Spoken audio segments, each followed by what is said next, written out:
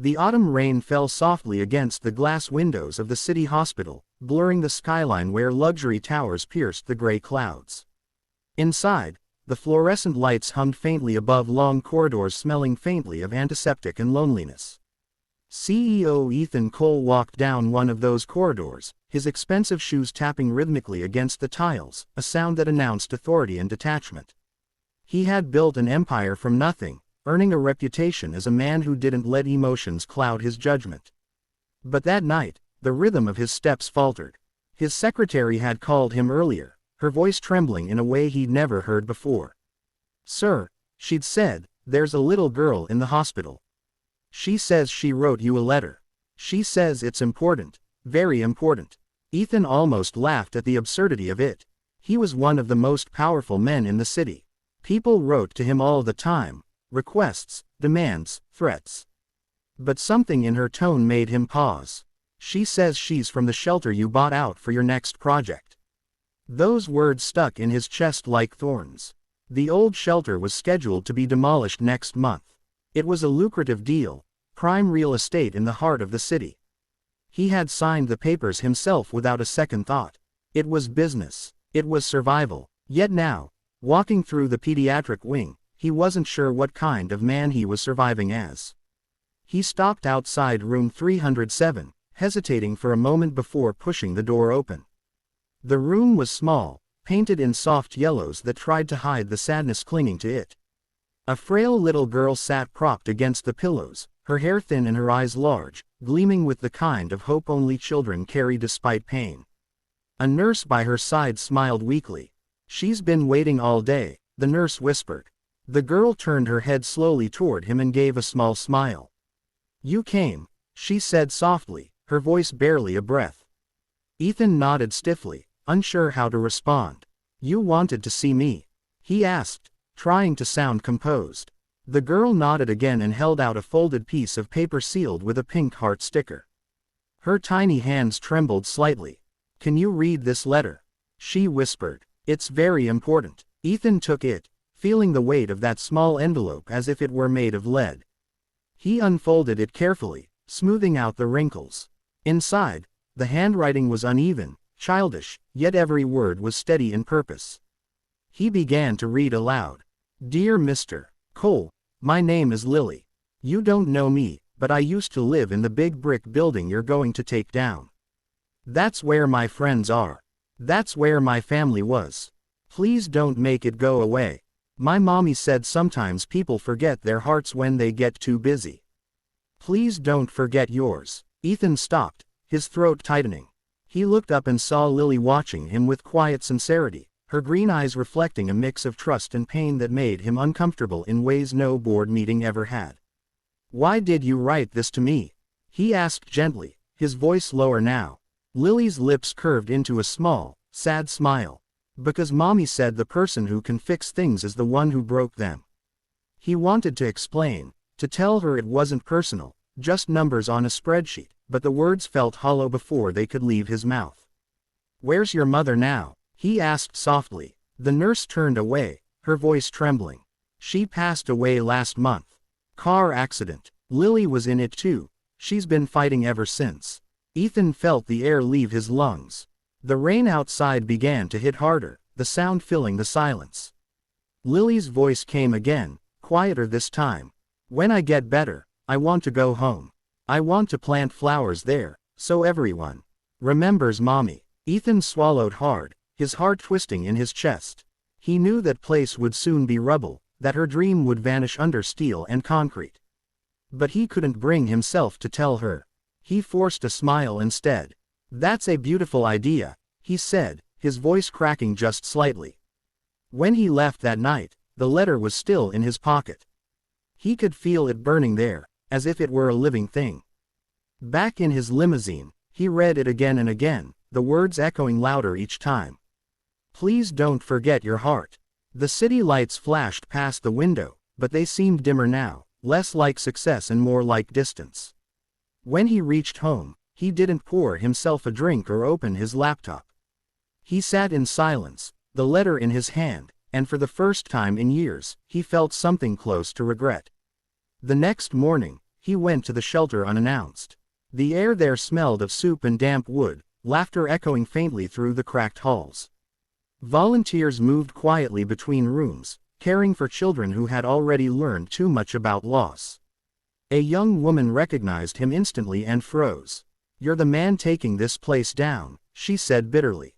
He didn't deny it. He just walked slowly, taking in every detail, the worn drawings taped to the walls, the little shoes neatly lined up, the patched curtains that couldn't quite keep out the cold.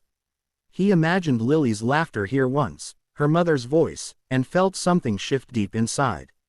He thought about how easily he had signed that contract. A few strokes of ink, and this entire world could vanish. He left the shelter that day in silence, unable to shake the echo of a little girl's voice asking him not to forget his heart. Days turned into weeks, but Ethan couldn't escape her memory. At board meetings, her words would replay in his mind. During late nights in his penthouse, he'd find himself staring at the letter on his desk. He tried to rationalize it. Perhaps it was guilt, perhaps pity, but deep down he knew it was more than that. Lily had awakened something he thought long dead. He found himself visiting the hospital more often, bringing her books, toys, sometimes just sitting quietly beside her bed as she colored. She'd tell him stories about her mother, about the other kids at the shelter, about dreams she still had.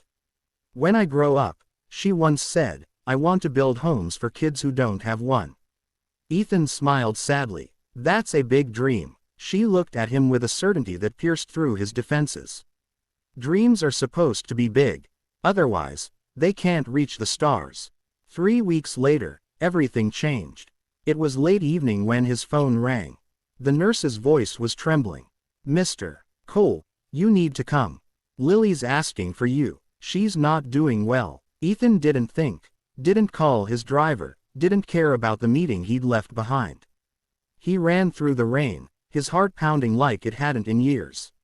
When he arrived, the hospital room was dimly lit, the monitors beeping softly. Lily looked smaller than ever, her skin pale as porcelain. Her eyes fluttered open, and a faint smile crossed her lips. "You came back." Ethan took her hand gently. "Of course I did, I promised." She nodded weakly. "Did you read my letter again?" "Every day," he said honestly. "It changed me." Her tiny fingers squeezed his. "That makes me happy." Then, with effort, she reached under her pillow and pulled out another folded piece of paper. "This one's my final letter. Mommy said wishes are like stars. They only shine when someone looks for them. Will you read it later, when I go to sleep?" Ethan nodded, unable to trust his voice. She closed her eyes, her breathing shallow. "You can fix things, Mr. Cole," she whispered. "Just remember, your heart." Her hand grew still in his. The steady beeping of the monitor slowed, then stopped. Ethan sat there frozen, the world collapsing into silence around him. The nurse covered Lily's small body gently, tears streaming down her face, but Ethan didn't move. Hours later, when the lights dimmed and the halls emptied, he was still there, holding the small envelope in his shaking hands. Finally, he opened it. "Dear Mr. Cole, if you're reading this, I'm with Mommy now. Don't be sad. I'm not hurting anymore. My final wish is that you make sure no other kid loses their home. Keep the shelter safe, please. Promise me, and plant the flowers I wanted.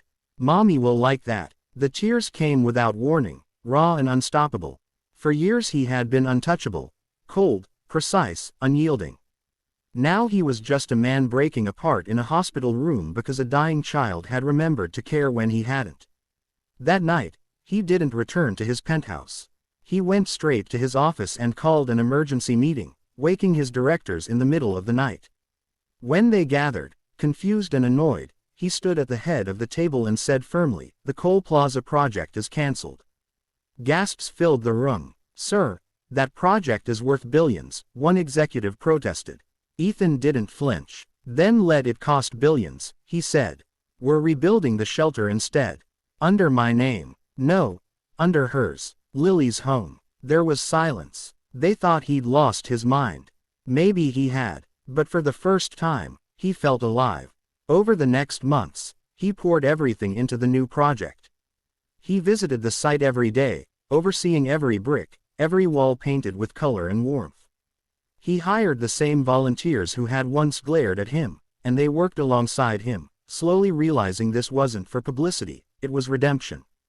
He donated not just money but time, effort, and a part of himself he'd forgotten how to give. When the shelter finally reopened, it stood brighter and stronger than ever.